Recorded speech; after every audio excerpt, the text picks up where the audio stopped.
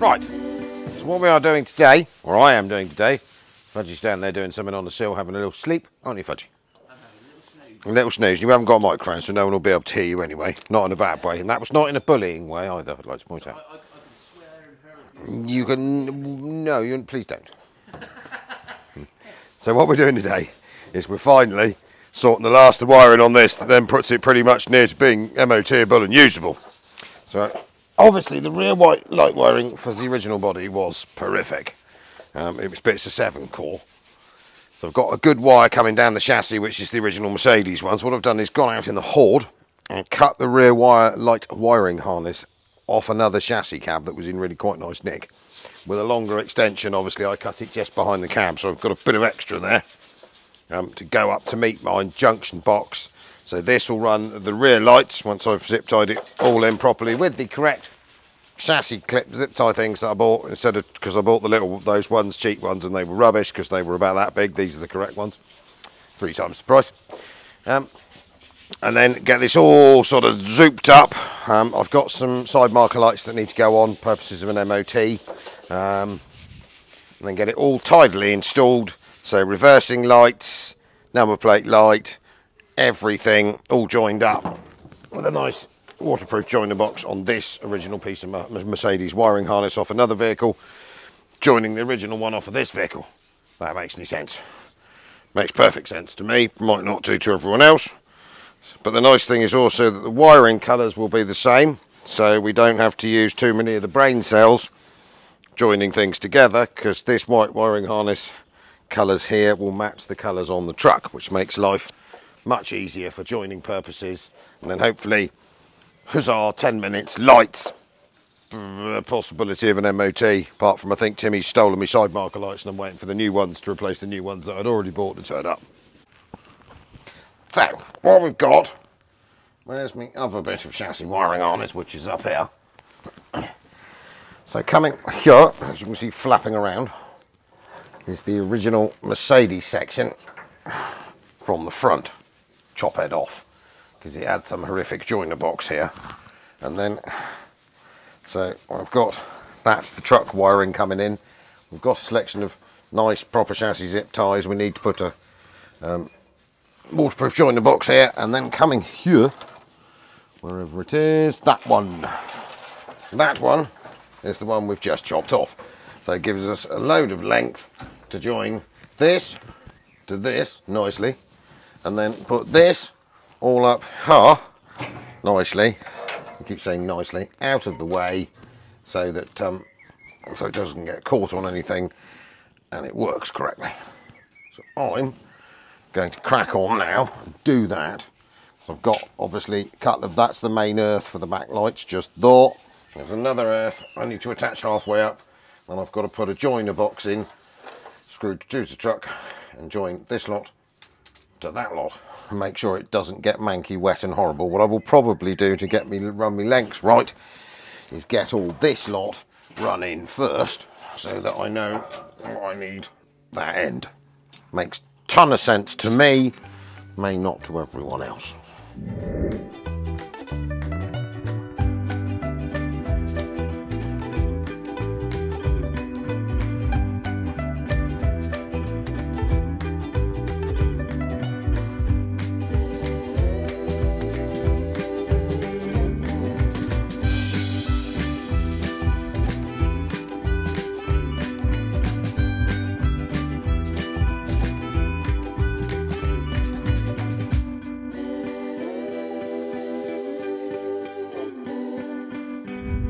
So, cable running there, joined up to light. These are the rear, so that's number plate light. I've got the main wiring harness tucked over the top, zip tied in. So I don't want to cut into the main harness to run these. What I'll probably do is run another grommet into a light each side, so that we keep that all separate, and then run a feed for that. And then we are, all up through now. Up over the top of there, all these zippy ties, got to strip them off. But current, we've got to put a couple more up here, and then swung in, and then basically, they might be here, the waterproof joiner box, and rubberised. There's a million ways you can mount it, but I'm quite happy with it there. That's the original truck supply coming in. That is my new loom, so I'll move that. You can see one chased into there. And then, so we've got to join this lot to this lot. That's my next plan. The fudger is over there making grindy noises under a sprinter.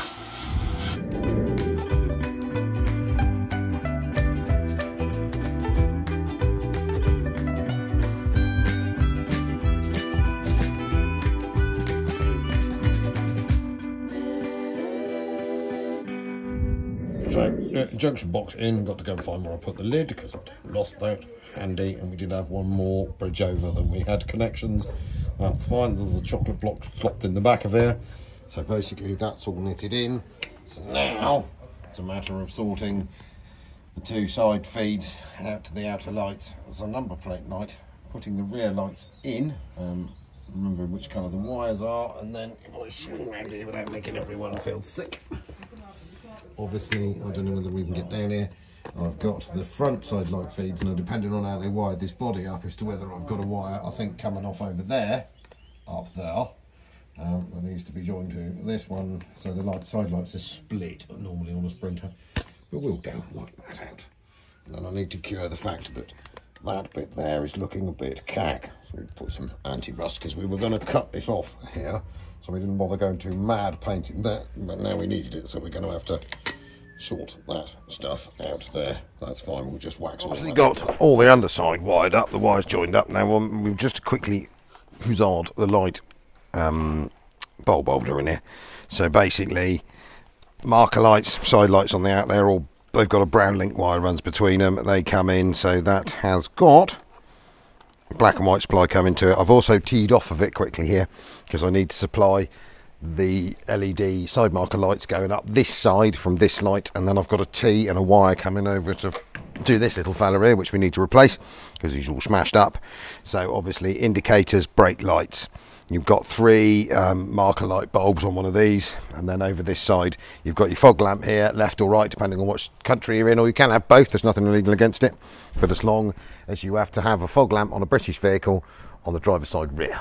So, or on a European vehicle they have to go left to right. So if you ever convert one from right hand drive to left hand drive or vice versa, move countries, you need to move your fog lamp over. So then you just literally scooch this in here. I've got these little rubbery things that always escape when you're trying to push it on. So that, apart from obviously needing some light bulbs, is done. So computer-based wiring diagram, AutoGator is handy so that you don't have to try and work out which ones the feeds are. It tells you. And then I've got to go back underneath the bottom of here, hook the main loom earth up, which is dangling around down there, and I'll put it back on time lapse because I've got to go and do exactly this to that side, put some light bulbs in once I've hooked the earth up obviously, and then try and see if everything works because I'm slightly lacking in four side marker lights at the moment, so hopefully they might turn up tomorrow when we can put them on. But anyway, we'll give it a go because the side marker light feeds cut off so they won't arc out. Sounds like a brilliant plan to me.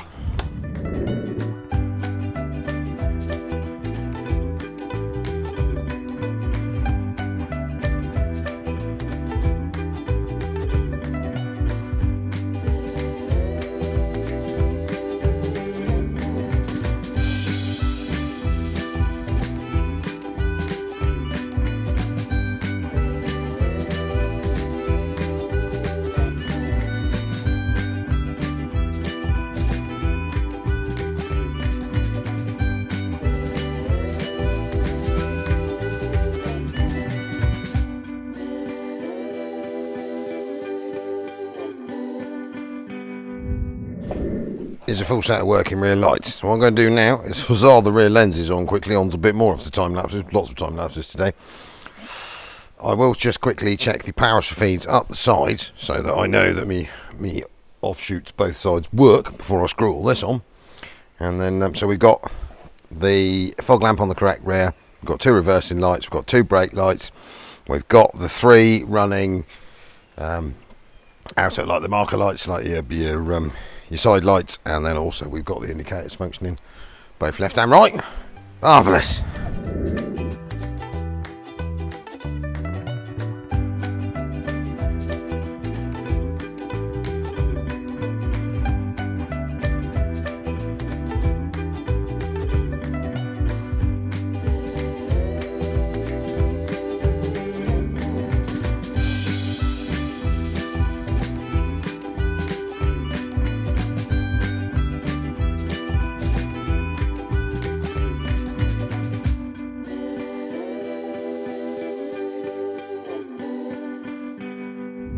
So, full set of rear lights. The feeds up the side are running. Actually, the little orange marker light that's one left hanging off is running this side. Number plate light is alive but needs to be replaced. So what we're going to do next, and not today, because this is it for today. Not very exciting, I know, but it's wiring. Wiring isn't terribly exciting. It's the final achievement of the lighty uppiness. Obviously, if you have a recovery truck, as you'll know, you have to be seen from the moon. So I've got flyer lights, work lights, more red lights for the back, more marker lights for the side, some more lights for the front, and I have got some visor off of the old truck, but I haven't decided whether I'm putting that on yet because it is a bit trev the rev. And obviously a CB aerial, a CB radio, and a whole range of other things, and possibly a tinted back window to come. But what we're trying to do at the moment is get to the point where the thing is MOT-able, so that is enough to get it MOT-able, apart from the fact that obviously we have to put the side marker lights on, which I've not got here at the moment, and we need to fit a number plate, and then she's getting pretty close. Thank you very much. Al, 6D Diesels.